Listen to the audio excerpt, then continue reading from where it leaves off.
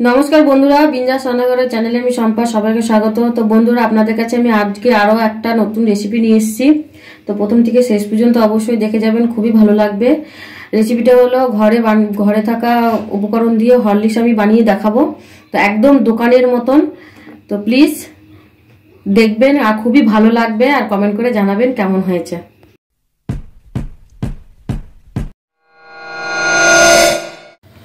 এখানে আমি 250 গ্রাম গম নিয়ে নিয়েছি। গমটাকে ভালো করে বেছে আমি পরিষ্কার করে এখন আমি ধুয়ে নেব। ধুয়ে আমি ভিজিয়ে রাখবো 3 থেকে 4 ঘন্টার জন্য আমি ভিজিয়ে রেখে দেব। 4 ঘন্টা গমটাকে ভিজিয়ে রেখে তারপর আমি একটা শুকনো কাপড়ে গমের জলটাকে ঝরাতে দিয়ে দেবো, যাতে গমটা যাতে অঙ্কুরিত হয়। 2 থেকে 3 দিন রাখতে হবে, আর 2 থেকে 3 দিন রাখলে গমটা কিন্তু খুব ভালোভাবে অঙ্কুরিত হয়ে যাবে। খুব ভালো করে গমটা অঙ্কুরিত হয়ে গেছে, দেখতেই পাচ্ছেন। আর গমের জলটাও কিন্তু পুরো একদম শুকিয়ে গেছে।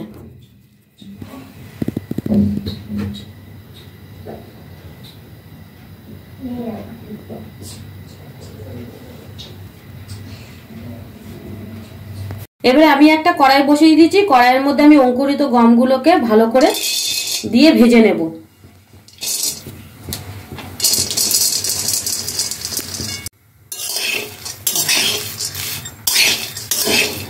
খুব ভালো করে নাড়াচাড়া দিয়ে গমগুলোকে ভালো করে ভেজে নেব।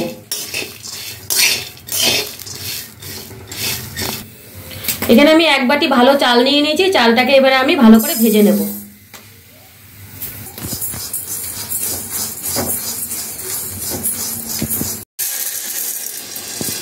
গমটা খুব ভালো করে ভেজে নিয়েছি। এবার একটু আমি ঠান্ডা হতে দেব। চালটাও খুব ভালো করে ভেজে নিয়েছি। চালটাকেও আমি ঠান্ডা হতে দেব। আমি এখানে 100 গ্রাম চীনাবাদাম নিয়েছি। দিয়ে দেবো আলমন্ড বাদাম। যদি আলমন্ড বাদাম বা কাঠবাদাম আপনাদের ঘরে না থাকে কোনো ব্যাপার নেই, না দিলেও হবে। দিয়ে দেবো কাজু বাদাম। খুব ভালো করে একটু ভেজে নেব। গম ঠান্ডা হয়ে গেছে। এবারে আমি গমটাকে ভালো করে পিষে নেব। আর এদিকে চালও ঠান্ডা হয়ে গেছে, পিষে নেবো ভালো করে। আমি একটু গমটা কিন্তু ছেলে নিয়েছি। ছেলে যে ভেতরের যে অঙ্কুরের যে নোংরাগুলো আছে ওগুলো কিন্তু বেরিয়ে গেছে। বাদাম ভাজাও হয়ে গেছে।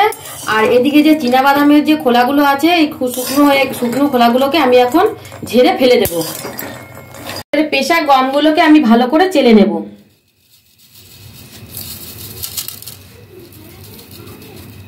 গমগুলোকে ভালো করে চেলে নিয়েছি। এবারে আমি একটা বাটির মধ্যে ঢেলে নেব। এবারে আমি দিয়ে দেবো চাল গুঁড়ো। চালটাকেও আমি একটু ভালো করে চেলে নেব। এবার দিয়ে দেবো বাদামের পেস্ট, যে বাদামগুলো ভেজে রেখেছিলাম সেই পেস্টগুলো। এবার দিয়ে দেবো চিনি গুঁড়ো। এখানে আমুল দুধ দিয়ে দিচ্ছি। আমি 2 প্যাকেট আমুল দুধ দিয়েছি 10 টাকা দামের। এবার আমি ভালো করে মিক্স করে নেব।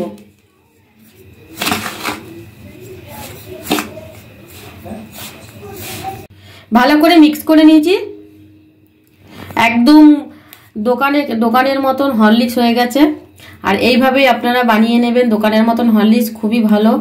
আর এটা চকলেট হরলিক্সও করা যায়। তো আমি একদিন আপনাদেরকে আরো একবার চকলেট হরলিক্স বানিয়ে দেখাবো।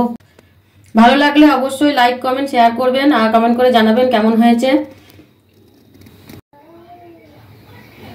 এবারে আমি কৌটোতে ভরে নেব।